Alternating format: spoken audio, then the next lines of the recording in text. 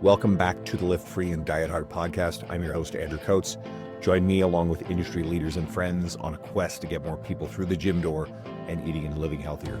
Join me where evidence meets empathy while rejecting fitness industry fads and extremism. Let's begin. Matt Wenning, this is an honor to have you. And it's funny, I was digging in to get the full bio on you because, we've met a couple times and hung out, but, some of the stuff I didn't even realize just the depth. So, you got a master's of biomechanics. So we often think, legendary powerlifters. You don't realize that you got some people with a crazy education. You've got an honorary doctorate in kinesiology and exercise science, which that is cool.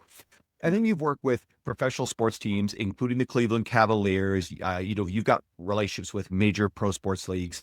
You work with WWE superstar Stone Cold Steve Austin, which is epic. I had Joe DeFranco on recently, and he's legendary for working with Triple H. Triple H. Yeah. Yep. And you've also worked with military, paramilitary, fire, and you're a 3-time world champion and owner of several world records in powerlifting. That's a hell of an accomplishment and a career. Yeah, it's just stressful. It was looking back at it now, it's like the body of work. It's almost like you've lived multiple lives in different areas. And I think one of the things that's really set me apart from a lot of people is I've strength trained such a vast variety of different people. And so that's given me a very good inclination of what works and what doesn't, and what's age appropriate and what's not age appropriate, which kind of is what started this You and I podcast deal. Was I think I commented on something about you training people over 50. And I'm like, that's half of my gym. Well, I got to check out your gym. So a little backstory, you and I met at Swiss in Mississauga last year. And I knew who you were. So that was really cool. And then I'm in Columbus, Ohio in February to go down and appear on Table Talk with Dave Tate and Tom Shepard. But at the same time, I orchestrated a Filter and Jerry Cantrell concert the night before. And I interact with lead singer of Filter, Richard. He's great. I got to meet him. Awesome. And I'm just standing in the hallway between the sets, and you walk by and I'm like, Matt, what are you doing here? And you're like, My gym is just down the road. So, and obviously you invited me to come and just hang out at the gym. So I got to see you and your crew work out. This for everybody, this is like an old school dungeon hardcore. This is like, you train there and guess what? You're immune to everything. But this is where champions are bred. I love this. Well, the thing of it is that's how I grew up. Training with Louis Simmons from the age of 19 to almost 30 years old, we always said the nicer the gym we walk into, the less hard the work that is being done in the facility. And it's kind of true. Some of the nicest places I've ever been in really just don't have the environment, the atmosphere. They don't have the intensity. When we trained at Westside Barbell in the original gym at Demarest, it was 800 square feet and there was shit everywhere. It was to the average person walking in, like, this place is a dump. And some of the things that I saw there, I've never seen, afterwards. The stuff that we did, the sets that we did, the amount of work that we pushed into, the benching and the deadlifting and the squatting. But you walk in and there's nothing impressive about, the gym other than you had a monolith and dumbbells size that most people have never seen before, up to 200s. And, we had a lot of crazy shit in there, but it was a shithole. And my gym is a lot cleaner than the original Westside Barbell, but I feel like if you walk in, you need to feel that place is all about work. This episode is brought to you by Renaissance Periodization and the RP Hypertrophy app. RP is the industry leader in muscle building, coaching, and education. This app is like having a coach in your pocket. It gives you everything you need, including training programs, form videos. It gives you all your sets, reps, and weights, so you just show up and follow the plan. It adjusts each week based off your progress. And the app was created by Dr. Mike Isertel, Nick Shaw, and the team at RP, who I've known for many years. And the entire team are incredible people who've always been supportive and generous with me, so I know their character and are easy to endorse. My library contains several RP books, and I've used RP training principles in my workouts and coaching with my clients for many years, long before the explosion in popularity of their YouTube channel, which is worth checking out. RP is the first sponsor I felt remotely comfortable endorsing after over 7 years of podcasting. And if hiring a one-on-one coach isn't for you, using the RP Hypertrophy app is the next best thing to maximize your gains and take the guesswork out of your program. And there's a 30-day money-back guarantee, so you can try it risk-free. If you don't like it, they'll give you your money back. And I've also got a serious discount for you of up to $50 US.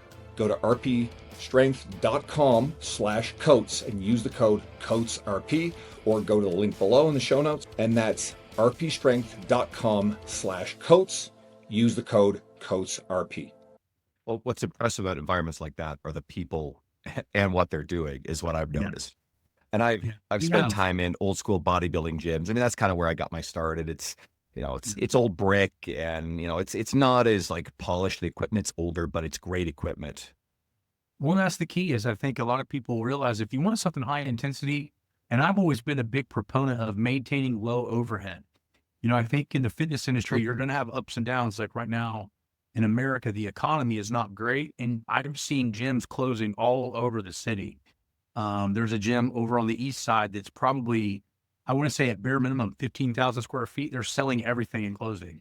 The big flashy places don't last unless they tied it into like the family members and taking care of the kids and the daycares and things like that. But you're looking at massive gyms with huge overhead. They don't last. And so for me, it was always about, I don't want the gym to feel like it's a monetary stress. I want to feel like it's a place I can walk in and be a sanctuary for the limited few that really want to show me that they want to train hard. Oh, I love it. I think that's smart. I want to pull this around back to your education in biomechanics. So I love fucking with this.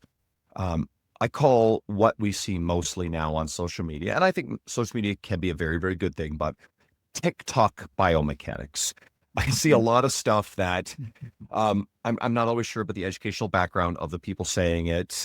There's a lot of interesting things there. So are there concepts within biomechanics, the stuff that people are saying online versus old school stuff or how they overlap, that you think are really important? And maybe I could throw stuff like, resistance profiles versus strength curves, or training in short and length and mid-range positions, lining up joint angles. Play around with whatever you think fundamentally, and keeping in mind the audience is probably more the enthusiasts. There's lots of coaches listening. My opinion, just opens up your mindset to being able to attack different problems in multitude of ways. So what you find is the basis of conjugate training is utilizing a multitude of different environments in order to elicit a result, i.e. a strength gain or a speed increase or a power increase. And what we find is that some people get very tied into particular exercises that they feel work really well, but the problem is overusing that exercise creates law of accommodation. And then now you have to do more of that exact same movement, angle, or position to be able to keep increasing, whereas most people miss out that if they just switch the mode of training with similar muscle action, that now the body has to, for the lack of better terms right now, read a whole nother book and readapt to something new. And so I find that although we have studies that say this is better than this and that's better than that, in reality, what's better is variety. We need variety in our training, we need variety in our angles, and we need variety in our contraction types. And that allows us to make consistent progress without adjusting to our workout. Usually the first 2 or 3 times that you do a similar workout is when you're going to see the highest progression of that particular rep set or exercise scheme. After that, the neurological system has adapted to the load. And now the only thing you can do if you're not going to change the exercise is increase the volume or the magnitude. And so what I find is that increasing the library of your movements in different types and aspects of training allows the body to constantly keep learning and keep progressing itself. So with biomechanics, what really opened my eyes was the anterior and posterior weaknesses, potentiation, which led into winning warm-ups, like learning how to activate certain muscle groups before you do a compound movement that allows you to increase your compound movement's quality and technical capacity. So, we are all innately born with quadricep to hamstring ratio off, deficit. So most of the time, most people's leg extensors are much stronger than their leg flexors, which automatically puts us in a poor squat position when you hear people and coaches say, just squat what feels natural. Well, in reality, that's not a good idea because then you're just increasing your strength with the same muscle imbalances. So by fixing imbalances, you increase technical capacity. And so that's kind of what I learned. But what's funny, when I was talking very in depth with Dr. Zatsiorsky, which I consider the godfather of biomechanics. Yeah, Science and Practice. The Green Book is the best one if you have it. But yeah, I've got third edition third edition. right here. Yeah. Yep. So for people that are I'm going to grab mine real quick. So for people that are watching this, in my opinion, this one is the non-watered down, fully Soviet version. First edition. Okay. 1994. And my point being is, when you look at Zatsiorsky's biomechanics book, which is one, very hard to find, and two, extremely hard to read, it makes you realize no matter how smart you are, you don't know shit about biomechanics. And every time I open up that book, it just blows my mind. So the point being is, the physical body, both in hormones and biomechanics and all these other factors, is never ending in education, because each of those areas is its own entity and its own PhD. Right? If we have an endocrinologist, or we have say a nephrologist for kidneys, why do we have all these specialized areas? Because it's impossible to know everything.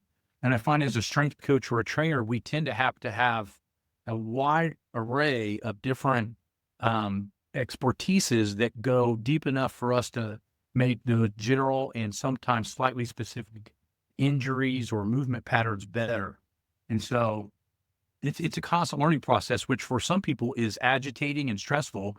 And for other guys like me and you, for example, it's fun, because we don't feel like we have to be right with everything, but we go and look and search up new answers for new questions, versus feeling like, well, I don't know this, so I'm going to make up some bullshit like we were talking about with TikTok and all those other things.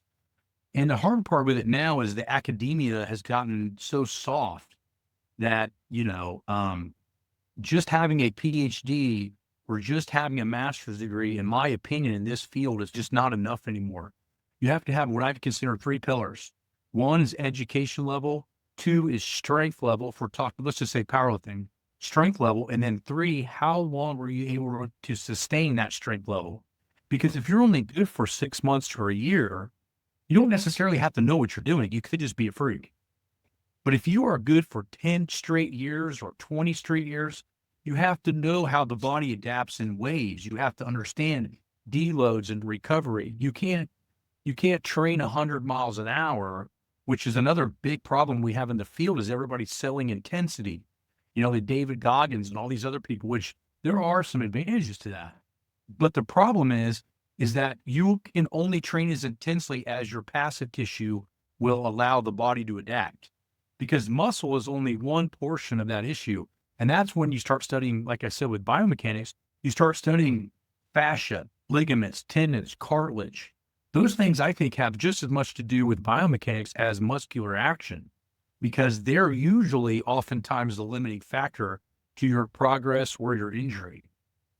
Can you elaborate on that a little bit as to why they're more of a limiter than muscle? So, it's been said for the last 60 years, if you go back to the Soviet manuals, and even if you look in the 80s and some things, I have to dig around and find it, but I've seen it, that ligaments, tendons, and cartilage adapt to training much slower than muscle tissue and nervous system.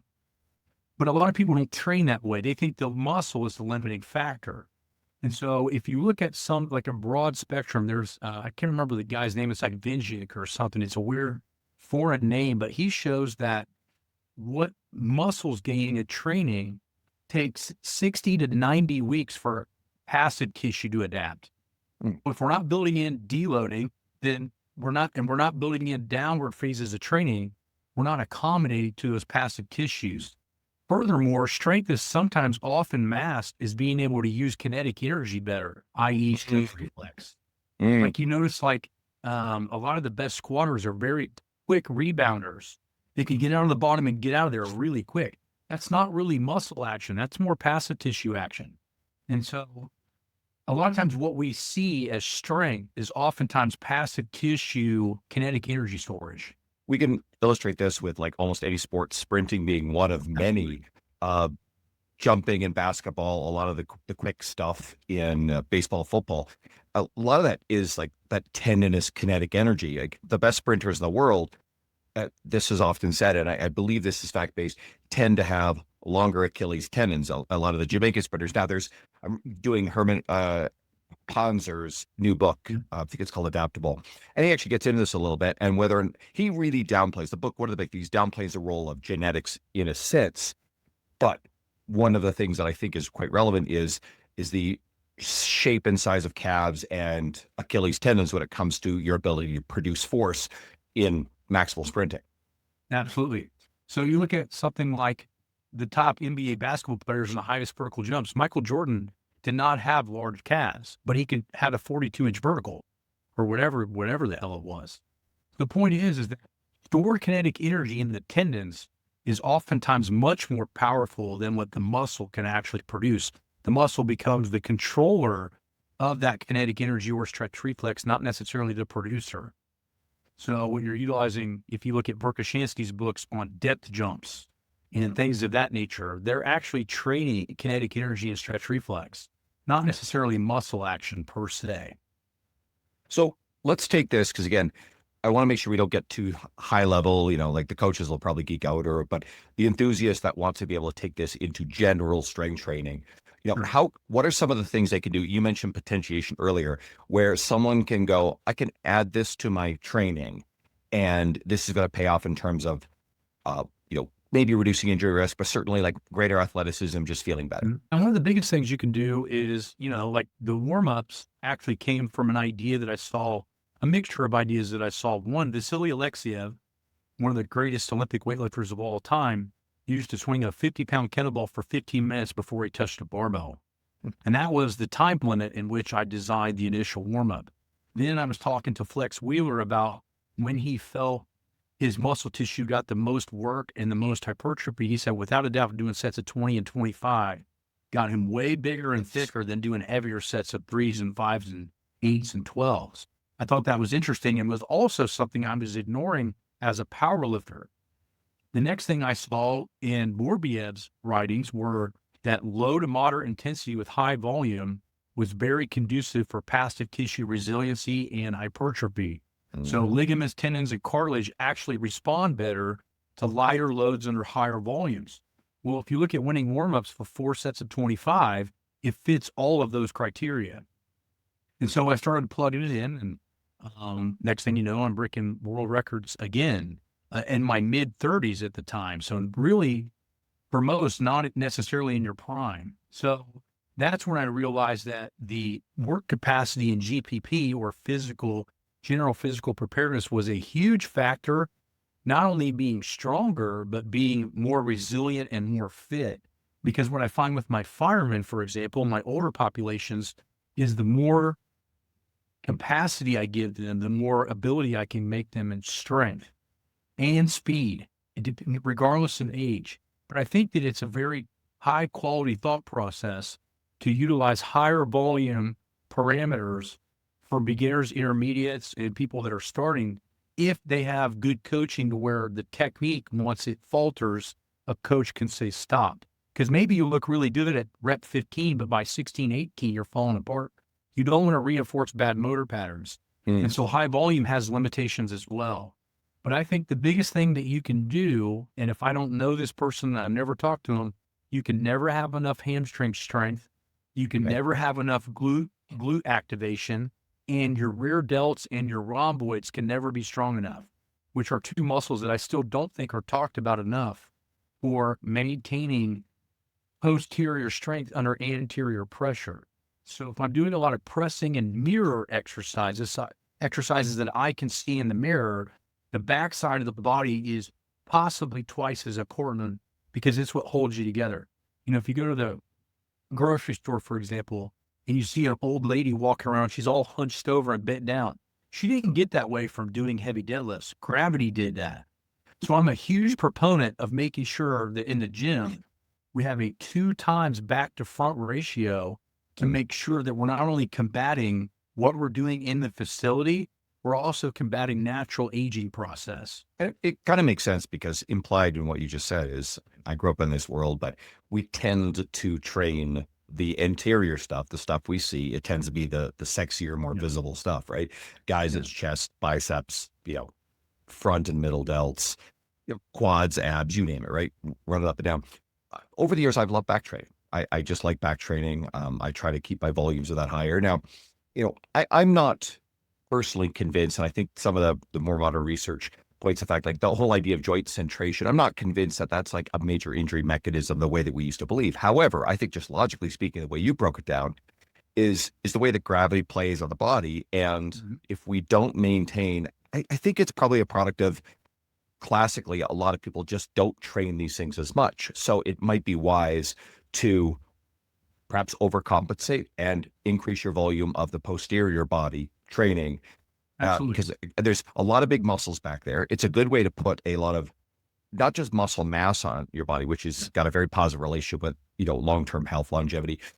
The ability, especially for posture is a weird thing when it comes to pain. So I don't like getting into that, but just structurally having the support for your back, right? Because everything in your upper back is still a part of the support for your lower back. Your And glutes, everything in your hamstrings upper support for back- that. Yeah, everything in your upper back keeps the lower back in symmetry. So if you have a strong upper back, you'll put your lower back in a good position. But if you look at a lot of the research, most people that stop an exercise program or they turn in a work injury, regardless if it's a workout thing or it's just a job thing, like in my fireman, over 60% of those skeletal injuries are lower back injuries. So if we know that the lower back is the most injured portion of most people's training, then that means that we need to focus on the areas in which the injury rates are telling us that this is the weak link. Now, that weak link is usually associated with lack of glute activation, lack of proper positioning when they do lifting or twisting. But then how do we take exercises like, I was busting your balls about not having your belt squat, my belt squat at your gym. Yeah. Like exercise pieces of equipment that allow us to get those things strong without compression and a little bit more traction. So again, a deadlift is a great exercise, and I think everyone should try to do it in a good technical fashion.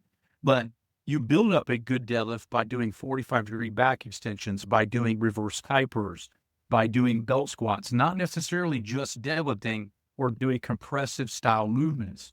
Because at the end of the day, our spine is usually the limiting factor due to disc injury and spinal flexion. Because what are we doing right now? We're sitting in a chair, and you and I train, so I have good posture. My shoulders are back. But the average person, if you're not paying attention, they're slouch. And what's happening is they're learning to be in spinal flexion in the daily basis. And then under load, where's their comfortable position? Spinal flexion. They're not reinforcing a proper upright spine, even in normal daily activity. So I find that for the first 6 months or maybe even longer, that if you're doing exercises that are attacking the weak areas in a lesser compressive state, you're learning how to control or potentiate those muscles. So when they do go under high strain or something is awkward, like one of my firemen lifting a heavy patient taken to the hospital, they're not injured and they know how to turn everything on correctly.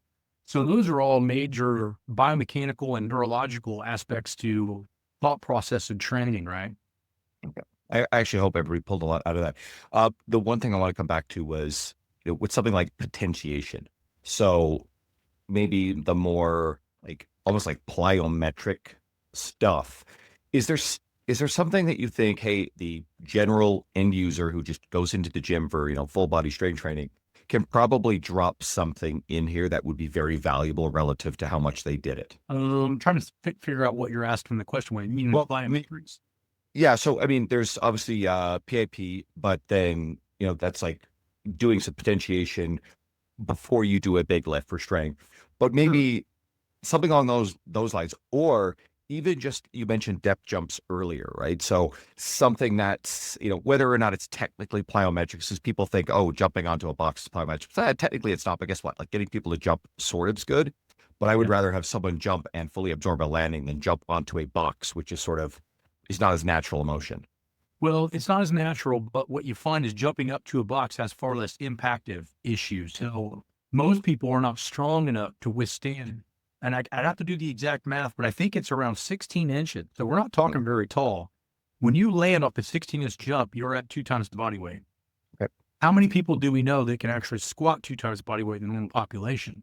So the impactive force. So a lot of the stuff I did in biomechanics was ground reaction force plates.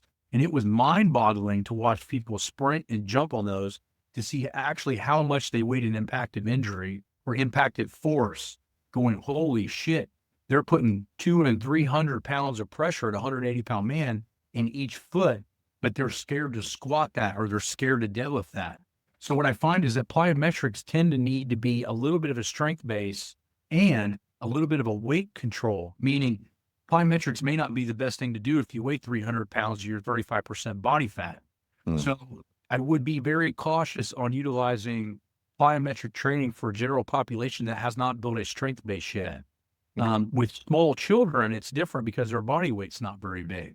So the jumping, the bounding, the tumbling, all those things are amazing for the ages of 5 to 9. But what you find is some clientele and even athletes may need to lose, 5, 10% body fat before you can start activating that type of training just based on their mass, which is going to increase their force. That makes sense. I'm a huge proponent of building up muscle groups and technical capacity and strength, and then adding plyos. And I wouldn't necessarily add plyos, or really be very careful with agility drills. I think that's why we see so many kids, younger kids these days, with ACL injuries and all these different injuries, because parents are like, well, it's body weight stuff, it's safe.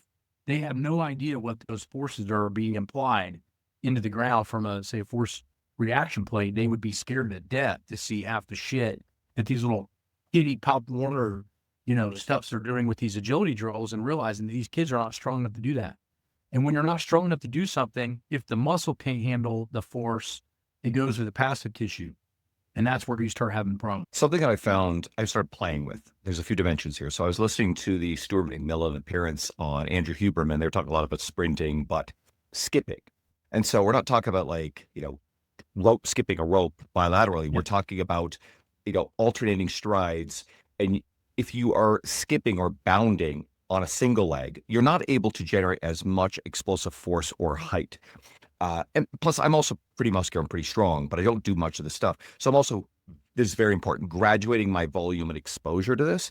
But I might be going out for a walk, and then I've got a stretch where I may actually just do some skips. Now, one, it's actually pretty cardiovascular demanding on you, but there's only so much height and therefore so much force I'm forced to absorb. But yet I am still exposing, tendons, everything to this amount of. Which in your same thought process, it's exactly what you're saying. That's why I'm a huge fan of doing suitcase carries, i.e. one-armed farmer's carries instead of both armed farmer's carries, because you're actually, in my opinion, getting more muscle activation with less compression. In your mindset, doing single leg stuff is half the compressive and forces that you can create. And with that being said, one of the most impressive things I ever saw was when I was at IPI as an intern in 2003, I watched Vince Carter sitting on a bench with one leg up, jump to a 42-inch box off of one leg. Ironically, one of the best jumpers ever in the NBA. And when I saw that, it was like you saw something that was impossible be done. Funny enough, he never liked lifting weights at all. He hated it, actually. I think there's something to be said. We know some of these people just have incredible athleticism. There's certainly a genetic component to this stuff. And yeah, I'm trying to think, I think it's Luka Doncic. I know there's a bit of controversy over Luka's, strength and conditioning and whether he's willing to kind of put the work into it. And, again, we'll say it, there's criticism of his weight gain, whatever anybody takes of that. And then the trade to the Lakers. But Luka is one of the most powerful, athletic people fundamentally that we've ever seen, but he doesn't necessarily have by reputation. And I know people personally who kind of know people around him, and it just doesn't seem to want to consistently engage in resistance training. There are the concerns of how well he'll hold up in the long run compared to, say, like a LeBron James who's been pretty dedicated to it. But, some of these people are absolute freaks. Yeah. Absolutely. That's just a reality. They can be poor role models for the average person that really needs to work for every little ounce of capacity that they can. And I think that's what we tend to do incorrectly in the TikTok nation and the social media we're talking about, is we idolize these people that are genetically gifted, not realizing that maybe necessarily their work ethic in the gym and outwards is not something that is going to take the average person to make them better. And that can be a different process as well. And I think that, one of my big bites to that was, I remember being pretty young, squatting my first 700, and Ed Cohen is at the meet that I do it. He's like, if you can hold together and be patient, you can squat 800 in like 7, 8 years. And I ended up doing it in 3. But the point is like, it wasn't like he said I was going to do it the next meet. It wasn't like he said that it was going to be a 12-week process. It ended up being a multi-year process. And I think for most people to see their true potential, they need to have a longer timeline, right? I like that a lot. Okay, so let's go into something that might be a little bit more everyday practical. What matters to get people stronger than, let's say, 90% of the population walking around? We're not talking about the Matt Wennings who are breaking world records. You know, you got someone walks in off the street. What are you going to tell them? Okay, these are the things I'm going to prioritize when I'm working with you. You know, your firefighters are probably a good example of this. The biggest thing that I start with the firefighters is trying to enhance their sleep properties, their nutritional properties, and lowering down their stress. Because I can tell you straight out, like my last year in grad school, 2005, I could not compete that year because my classwork was so hard that my body was just in constant stress. So I trained, but my body wouldn't allow me to compete. I could just feel I was just beat the hell up. And as soon as I got done with my graduate year, my last year, within 6 months, I squatted my first 1,003 because the stress was off. So if I can get these guys and them to understand stress management and lower that down and increase their quality of recovery, the strength training part's fairly easy, so to speak. So that's the first thing I do is do a stress analysis and try to figure out how to lower that down first, because you can't drag race somebody with 5 ounces of gas in the gas tank. That's how I look at it. So what I try to do is build up the gas tank, or build up the ability for the body to adapt what we call current adaptive reserves, which is what type of stimulus can my body actually adapt to? Well, psychological and physical stress with my firemen, if it's not, sustained and it's not calculated, you could be doing more harm than good in the gym. And that's just shit people don't want to hear because it's not fancy, it's not sexy. But in reality, you have to have your glass half full to pour out half of the liquid. If I only have 1/8 of a glass and I'm trying to pour a full glass out, only 1/8's coming out. And so if I can raise the amount of fluid in that glass or their recovery, I got more to pour, I got more to train. Something that I'd love to, get you to elaborate on. I like people understanding, like, I think there's a lot of people who make a lot of claims about how different muscle development versus strength development is. And I'm like, for most people, they tend to run pretty concurrent. And I think there are really 2, maybe you can kind of call them 3 mechanisms by which we get stronger. One is you have the muscular structure. And that's what I want you to talk about in a second, is just having more muscular structure simply is the ground, the foundation for greater strength. And then there's 2 is the nervous system's ability to voluntarily recruit, because we know the adrenaline, grandma pulling a car off a child sort of, shit that you couldn't otherwise voluntarily do. But the voluntary ability to get as close to red line without actually, injuring yourself, recruiting that existing muscle mass.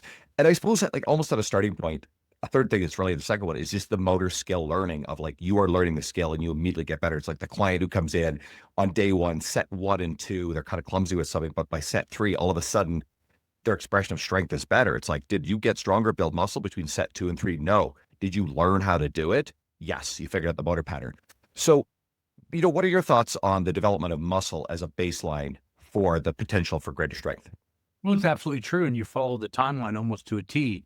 The neurological system becomes very aware of controlling both the agonist and the antagonist muscle groups. Therefore, the coordination increases.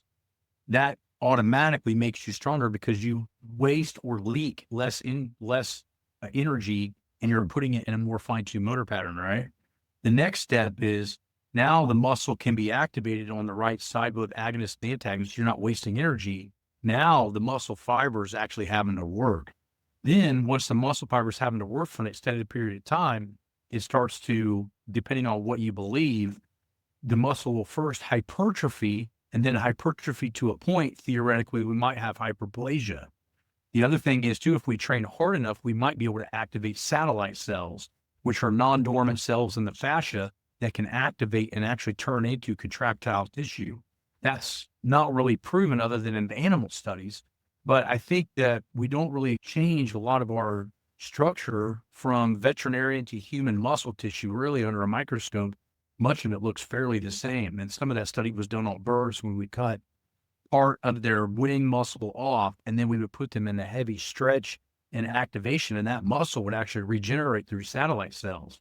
The human body is pain threshold may not be strong enough for that, but I find that hypertrophy usually can be individual based on your fiber typing. So some people respond very well to slow twitch fiber type movements, i.e. non-explosive, high volume. And some people like Ronnie Coleman get exposed to high intensity, lower duration sets, and they explode like a balloon because they might be more type 2B. And so what we respond to and how we gain hypertrophy can be different based on our fiber makeup. There's some people that are just built to be sprinters. They're never going to be good at marathon runners no matter how hard they train, and vice versa. There's some people that are just going to be great bodybuilders, but they may not be great powerlifters. There's a reason that pro bodybuilders don't come over to powerlifting and break all the records, even though theoretically they have more muscle tissue, right? Ronnie Coleman was very strong for a bodybuilder, but he wasn't shit compared to a pro powerlifter. Yeah, that makes a lot of sense to be like, a lot of the classic bodybuilders are really strong human beings, but again, the top bodybuilders are not the ones who are the world-class powerlifters. I mean, yeah, you get the Stan Efferdings who tend to actually do pretty well in both worlds. But, and that's why I sort of opened up with, there comes a point where you really do have to specialize, especially when it comes to strength development. Separation, but I think you're right. In a general sense of the term, if you get stronger, you're going to get bigger up to a point. But what you find is that, and what I've found, and why we do a dynamic effort method in my training is because we know that strength is 70% neurological, which is why the training has to be rotated more often. Muscle doesn't necessarily care what the tension is, but the nervous system does. And that's why you have to rotate rep schemes, set schemes, and rate of force schemes in order for your body to be constantly challenged in different environments.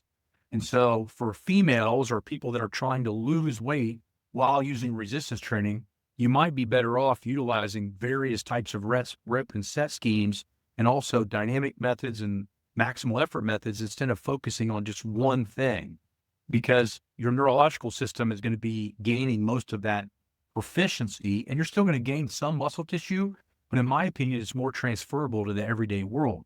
If I'd rather take an athlete that's pretty strong, has pretty good endurance and pretty quick, than one that's only strong but has no quickness and no endurance, right? Or vice versa. So you find that a well-rounded person in a general sense of the term is much better. So if I bring in a kid and he can bench, say, 315 in high school, but he can't drag a sled 50 yards with 90 pounds without gassing himself, general physical preparedness is going to be my major go-to to get him better, because if he gets any stronger, he's not going to have the capacity to recover. And so again, it comes back down to what can you recover from? What's your your anabolic reserve, or your adaptive reserve. And so as you raise work capacity, you raise the potential for strength, because now you can recover from your workouts. So you mentioned a couple of times about, having a bit more variation within exercise. Let's clarify that, because I think the people who are drawn to variation are probably doing it wrong. They're choosing exercises randomly. They're definitely not, like you said very early on, it's variations on very, very similar type of motor patterns. So is there a point where someone is changing things too often? And can you give me a little bit more of a explanation as to how to make sure that the exercises are similar enough where someone is actually gaining the training benefit versus just randomizing and creating the illusion? Because obviously we talk about motor skill development. You do something brand new or you haven't done in a while, you will notice dramatic improvement in your performance fast because of motor learning, but that's not true development of strength. It's certainly not the foundation of building muscle, right? It's an illusion. You're doing consistent contractions. I feel that strength will come regardless. So if we do, say, good mornings, right? And we do them, and then the next week our deadlift feels really good. So we pull a big deadlift. Then we go to a squat, a box squat. Then we start back, we go back, and now instead of doing a deadlift like we maybe did in our best position, we go opposite. So for conventional deadlifters, now we pull sumo. and then we change with a fat bar. So what I find is that muscles don't really care what the exercise is, the nervous system does. So I find that beginners might need to do the same exercises from anywhere from 3 to 5 weeks straight. Good. That starts to be diminished returns. The more advanced person might need to do workouts for 1 or 2 weeks. And then the ultra advanced may need to switch exercises on a weekly basis because their nervous system actually knows how to strain their nuts off. So when they do go to a 9 RPE or whatever, or a 90%, they're actually giving a true 90% at the advanced level. A beginner doesn't know what that is. They don't even know what their maxes are because there's so much neurological interference with how their body is going to max. It's going to be a technical breakdown, not a muscular strength breakdown. So what I find is you build comfort in the exercise and gradually increase it from anywhere from 5, maybe 8 weeks. And then as you advance, you drop it down to 3 or 4 weeks and then 1 or 2 weeks. And so when I was at my best, I did a different exercise every week. But what I did was I had what they call feeler exercises. And these testing movements were movements that I would film from multiple angles. And then I would watch and dissect where I felt my technical capacity was breaking, i.e. on a squat, was my upper back, was my chest falling, was my hips not activating. The next exercise I picked the next week was designed from the week before's inconsistencies. Does that make sense? Yeah. And the thing I really wanted, intuitively, I was understanding, and you clarified, was that someone who's newer to this would be better off spending more time exposed to, and I guess that's it, is learning. And an advanced person doesn't need to learn how to do a barbell back squat. If they don't know it by year 10, they're not going to know it. No, that actually makes a ton of sense. Here's another thing I want to close out with. At what point is it the physical body's, limitations that stop someone from making progress versus at what point is it the mind that's saying no? In your experience with a lot of people, I guess it probably varies by person, right? And I guess we can take this in a mental toughness. Different strength ranges, like what Zasvorsky talks about in the books we just shown. You have something called absolute strength. And absolute strength can only be done by an external stimulus, i.e. utilizing electrostim. And we've seen in studies that even most advanced athletes, if we put an amazing amount of voltage into somebody, or current, that muscle will turn on far beyond what the central nervous system can activate. And so I don't truly feel that we'll ever know what the human body's capacity is. I think what ends up happening is the muscle can create so much power or strength, either concentrically, eccentrically, or isometrically, that it causes other things to fail. Now, the muscle can fail too, but usually it's a tendon or a ligament or a cartilage or something else that creates a pain sensor, and then all of a sudden you got a shutdown mechanism. That's why it's so important. Go ahead, sorry.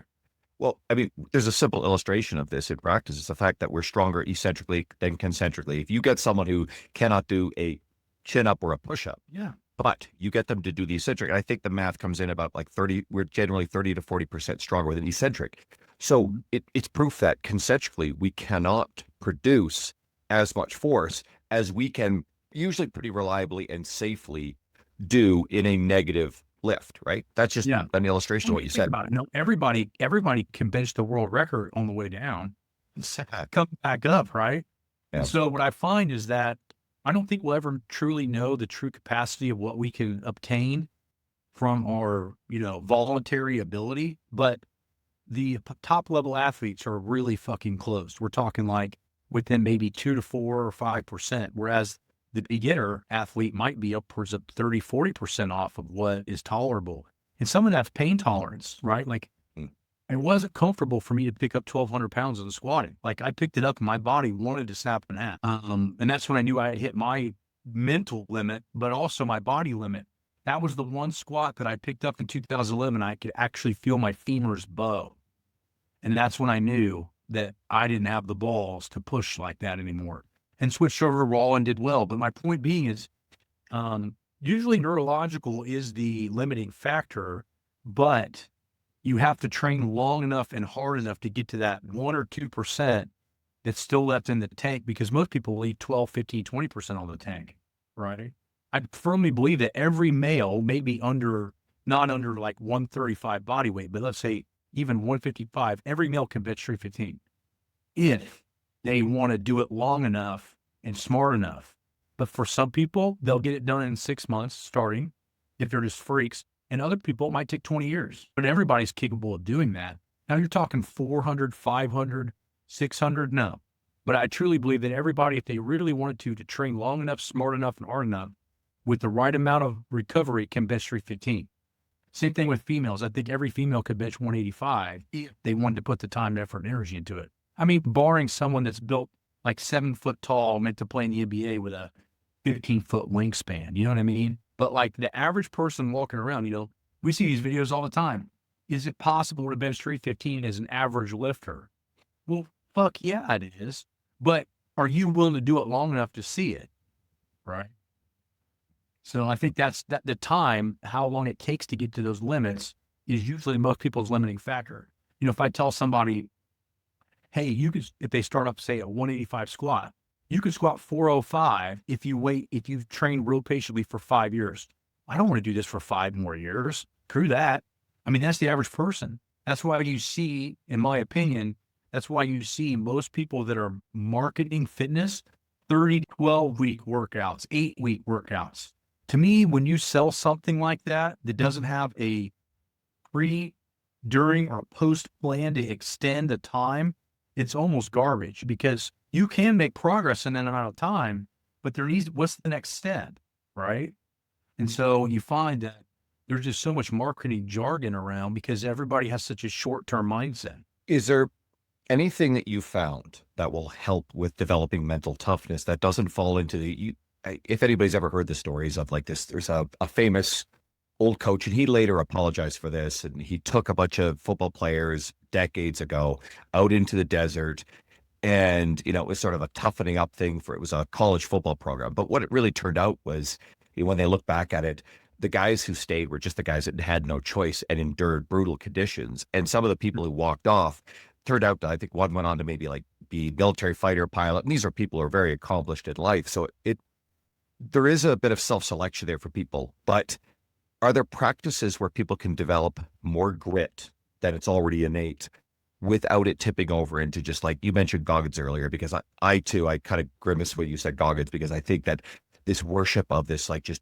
brutalizing yourself and suffering is overglorified. And I don't particularly like that kind of stuff. So how can you develop more grit? Short form answer. How do you develop more grit? I think the grit part comes from consistency. I think as you get more consistent in training, the grit comes along that way. But I can tell you, I've seen from working with special forces guys that the person with grit and the person without grit, physically, they don't look any different. They just have a different switch. Now, they might be a little bit in better shape, but you should look up like one of the most decorated special forces guys. He's got glasses. He's not built. He doesn't. I've seen the babe. Yeah, and you're like, this guy's the baddest dude that special ops has ever seen. It's right here. And some people are just born with a higher level of it, and then they can polish it. And I think that's what we tend to see, is that people that become really good at something, they start off a little bit ahead of everybody else, and it's an attention factor, So, if I can walk in and I'm in 9th grade and I can bench press 315 with no training, then automatically you're like, wow, you're really strong. And what does it end up doing?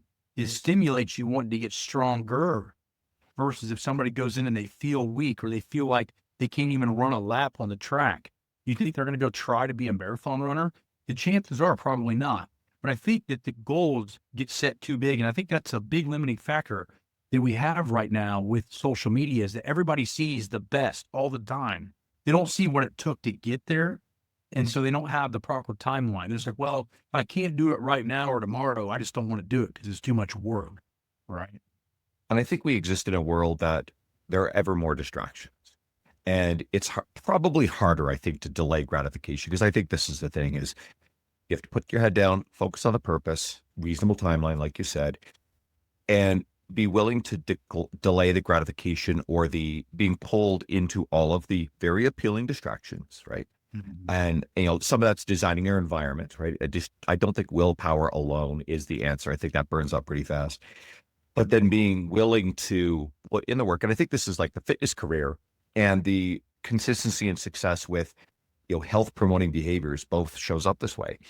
You have to be willing to put your head down, take a long time horizon, consistently put in the work. You mentioned consistency a few times without needing reward, adulation, recognition for your efforts. And I think that then we glorify, like falling in love with the process, which I ultimately think is true. But if you learn to love that process, then I think the superficial rewards tend to be secondary. Whereas if you're always needing affirmation and immediate reward, I think that makes it very hard. So I think getting clear on that mindset helps. Yeah, motivation only lasts for so long, then it becomes discipline.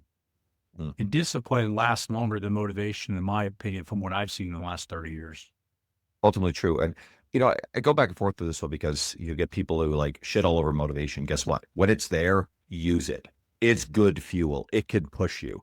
It's like the day you show up at the gym and, well, here's the plan. And you've been good load management. You've been smart about this stuff. You're experienced, but you feel really good. It's like, do you stick to the plan? Well, you got a really smart plan. Sometimes you stick to the plan, but sometimes it's like, I could go a little heavier on this last set, or I can add a set. It's not going to do so much volume that it's increasing my injury risk, but you kind of learn to go for it. And I give my clients, the ones that some I need to put very firm boundaries around because they'll break themselves because they do way more than they're supposed to, right? That is a definite problem. And I've had a lot of clients who've been very successful simply because I'm like, no, these are the guardrails. You don't fuck around with them. I promise you this is going to help. But there are some people where it's like, okay, I trust you to be smart about this stuff. If you have a really good day, you'll walk away with a nice win. You're like, you can hit a rep PR. I don't love it when they go off track and do like the 1 rep maxes randomly. I think that stuff's detrimental, but it's okay to go for it on good days. But then at the same time, on the days you don't have it, maybe you take it back a little bit, right? But still put in the work. Absolutely. Yeah, absolutely. I'm dead 100% in agreement with what you're saying. So I know that people can follow you on your Instagram at Wenning Strong, and you've got a lot of resources on your website. What would you want to direct people to check out? Yeah, I mean, if they look at the website, they can kind of see everything. We have the equipment there. We have the apps there that are affordable. We have online coaching, which combined with my 3 coaches that are on that, we have over 100 years experience. One of them, Wade, is actually my old boss at Ball State, and he played the NFL and was the head strength coach at Division I college for 27 years. So just unbelievable amount of knowledge. And the other guy, John, he is a NCAA track strength and conditioning coach, and he's got multiple medals under his belt from Olympics and NCAA championships and all kinds of stuff. So I feel we have a really good grasp on that. But you can see a lot of the free stuff on the YouTube channel, Wenning Strength. I try to make at least one longer video a week and then post a lot of shorts that you can kind of see what we're doing at the gym, what I'm doing with different clients, etc., to kind of get people at least motivated to want to come on and train a little smarter. That's fantastic. And I know that every once in a while you'll pop up and do a seminar. You were just at my friend Luca Hosemar's gym in Seattle, and you did a seminar there. And I know people like my friend Tasha Whalen, who usually listens to these. Hey, Tasha. Cool. Her and Dan were there, so they're good people. Actually, she's at her house. I'm not surprised. They're so giving. Tasha is strong as hell. Like, she's been a previous guest on the podcast way back. She is badass and she's a genuinely wonderful human. So I'm glad you got to hang out with them. So that's cool. Yeah, I've known them for 15 or more years, probably. Doesn't surprise me at all. Everybody, guys, go check out what Matt is doing. You can learn a lot from Matt's media and resources. And thank you for continuing to plug into these episodes. I'm very grateful. The podcast has been growing. If you're really interested, I've had some recent guests like Joel Jameson and Brad Schoenfeld, who there's some overlap in some of the stuff we talked about here. And I've got some more. I've got a crazy lineup of people booked. Stuff can always fall through, so I won't drop names just yet. But stay tuned for more. Matt, thank you so much, my friend. I appreciate you. No problem. Thank you.